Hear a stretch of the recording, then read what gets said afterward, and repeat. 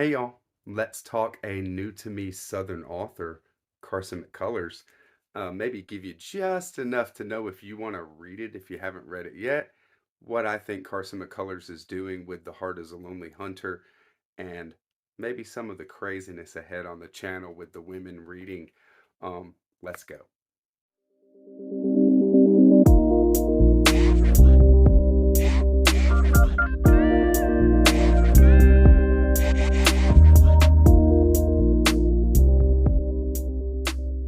Hey y'all, everyone who reads It Must Converses the channel. Thanks for coming back by. So cool to get turned on to a new author to me, Southern writer, which y'all know I love here, right? And a woman writer fits right in with what I'm doing, and I love a, kinship voice in an author, and with Southern writers, it's just like that for me. Carson McCullers wrote The Heart is a Lonely Hunter in 1940. That puts it 12 years before Flannery O'Connor's first work, Wise Blood, but 10 years after As I Lay Dying by Faulkner.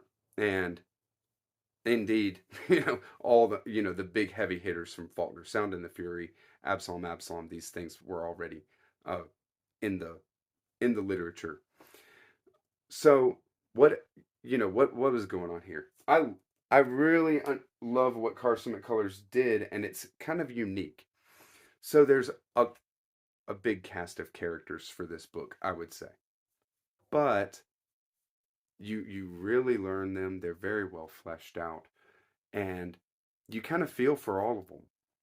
Carson McCullers creates a little town, and you meet Singer and Antonopoulos, these two mutes. This is chapter one, right? And completely southern. Not necessarily gothic, but there is these weird characters or strange or marginalized characters, right? Being mutes, they don't have any other companionship, and they are best friends, and they, are pretty much left to their own by the entire town. Nobody cares.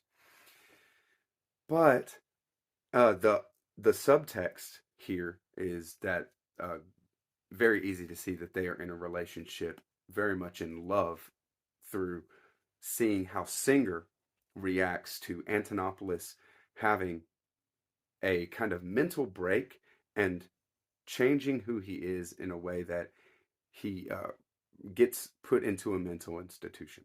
And he's living in a mental institution, and they get broken up. And he's just heartbroken, of course, but goes on living his life. And then we meet the rest of the town. A young girl named Mick is the main character, I would say.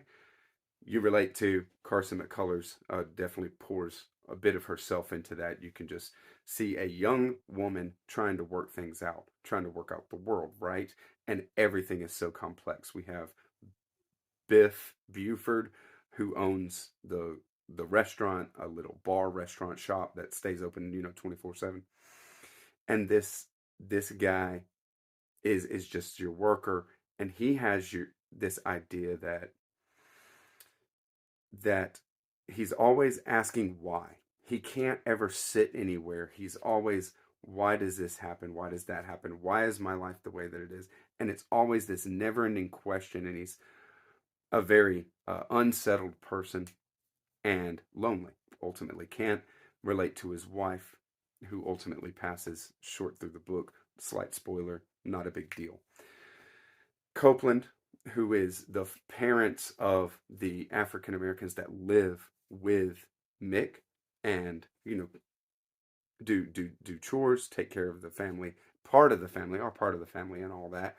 But their struggle just in life, the struggle is real with this book. It's all about struggle. And the father of the family, the two boys and a girl that live with Mick, is a doctor, and we can't imagine the how much work, how much personal, uh, how much it took to actually attain something like that at that time, as an African American man, right? But nobody cares. even his own kids. There's a respect in the title and things like this and what he does, but he's unrelatable, and he has trouble relating to people, and he has this idea, and his thing is this kind of social militant um revolutionary kind of mentality where things just need to change, right? Which obviously they do. But the gravity of what he proposes is way out there. A delusional almost, thinking, other countries are going to step in and help with the African American situation here in the United States, something like that. And it's just there's so many ideas and all these kind of things thrown out there, and they're allowed to argue with each other, right? Jake Blount is a main character who's just kind of a drunk and a wayward soul, and his way of looking at the world is that everybody is living a lie, that they're under the lie of capitalism, working to make the rich richer, and nobody gets ahead. The Southern whites are just as oppressed by this system. Poor Southern whites are just as oppressed by this system as anybody else. And just that everybody's living a lie. And he's kind of revolutionary, but he can't see eye to eye with Copeland because they have different methods and different ways of looking at it. And this kind of thing is worked out in the characters. These kind of tensions, these psychological tensions, not to mention the plot and the way that the struggle, it just keeps getting heaped on all of these characters. Singer ends up being this kind of nexus where everybody talks to Singer. Singer is the mute, right? And he's this looked at this as like a light, a being that is very special and wise. That he's wise because he's passive in his silence and non-judgmental. All these kind of things, right? Everybody is pouring into Singer, and everybody loves Singer. And by the time all this is fleshed out and we come back around to Singer, we see that Singer is not understood by anybody. Nobody even knows who Antonopoulos is. And it's really, really sad how this kind of thing works out to show that everybody is an island unto themselves in a big way. So I will say, one of the most joyous things about this read was Carson McCullers, how she plays these little scenes like there's a dance with Mick, or party. Mick throws a party. You're kind of apprehensive, and then it turns out to be this little joyous celebration of innocence, celebration of being a kid, when it was this thing where she was trying to, show that she's an adult to the other kids that she might invite and all that kind of thing, and wanted to put on airs, put on a good face, and it disintegrates, of course, but it doesn't go bad. It turns out to be a beautiful experience of life. Carson McCullers was very perceptive. And there's a lot to love about this book, but ultimately there's a lot of sadness in this book. I think I've given you enough to know if you want to read it. And I will say what I think Carson McCullers is doing with this. That Mick is kind of her own perspective, if one can be attributed something like this. Mick is trying to figure out the world. It's a coming of age story for Mick. And all the other characters seem to be aspects of maybe a psychology of Carson McCullers trying to work through problems, work through social issues, work through her own inner life in certain ways, and not necessarily having answers, but having and knowing where the tensions are and being able to personify these tensions in different characters. It's really, really cool what she does. And I think that would be very fruitful to dig into in that way. Please let me know if you've read it, leave a comment, all that kind of thing. I really enjoyed the read. Like I said, cool to get turned on to a new Southern author that I didn't know. Haven't read yet. I have The Ballad of the Sad Cafe and other stories. Let me know how quickly I should get to it. So, thinking about what's coming ahead for the women reading, it's going to be awesome, but it's going to be crazy.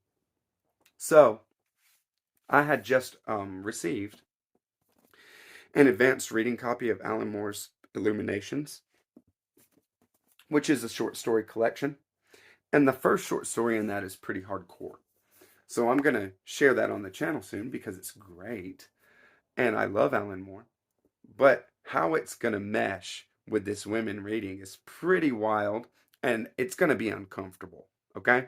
Because, I mean, it's going to be uncomfortable, but just know that I was uncomfortable first. Okay? I am in the middle of reading. Sorry about that. And not the middle.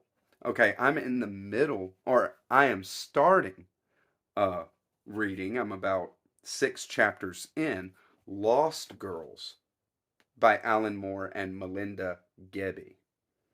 This is a beast of a book. You see the size of this thing. And it's a graphic novel, okay? I cannot show you a single page. I dare not to open this book and show a page because it is incredibly hardcore and graphic and erotica. But it is, Alan Moore is a wizard. And what he does with storytelling is front and center in what he's doing. Creativity is front and center. And if he's not flexing in some kind of way, he's not doing it. So I'm really interested to see where he goes with this. I will put out some content on it because there's just not any. But I'm gonna have to wait to see what that content looks like because I have to get it first because there's no way for me to approach this just based on the artwork or something like this. But how is that gonna mesh with reading women in 2022?